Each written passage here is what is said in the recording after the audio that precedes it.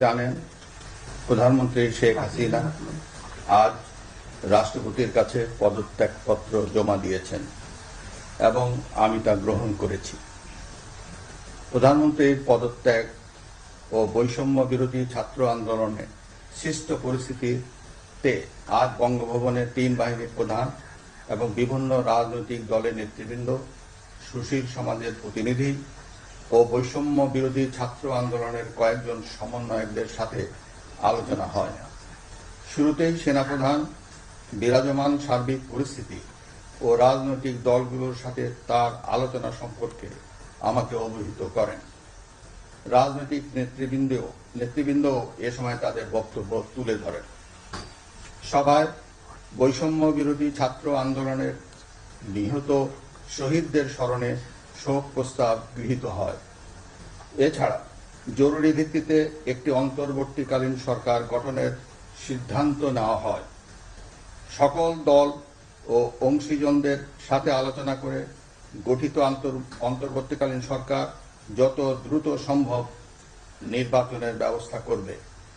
বৈষম্য বিরোধী ছাত্র আন্দোলন ও বিভিন্ন মিথ্যা মামলায় আটক সহ সকল বন্দীদের মুক্তি দেওয়া হবে।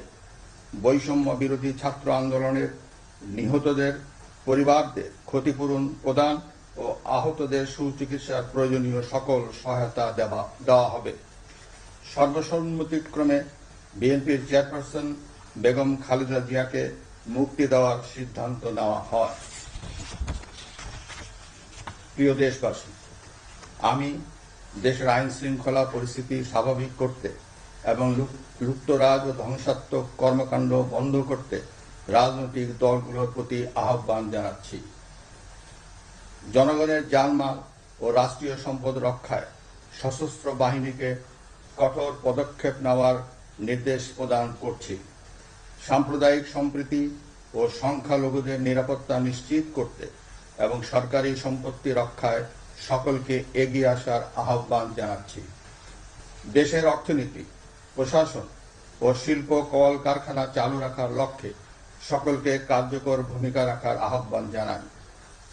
ছাত্র নেতৃবৃন্দ ও শিক্ষকদের সাথে আলোচনা সাপেক্ষে অতি শীঘ্রই শিক্ষা প্রতিষ্ঠানগুলি খুলে দেওয়া হবে।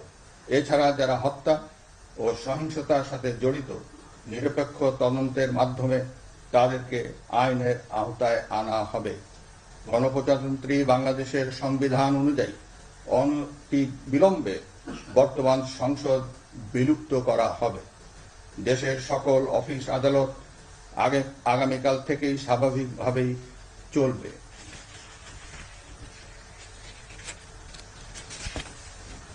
প্রিয় দেশবাসী, আসুন আমরা দেশকে বাঁচাতে একযোগে কাজ করি।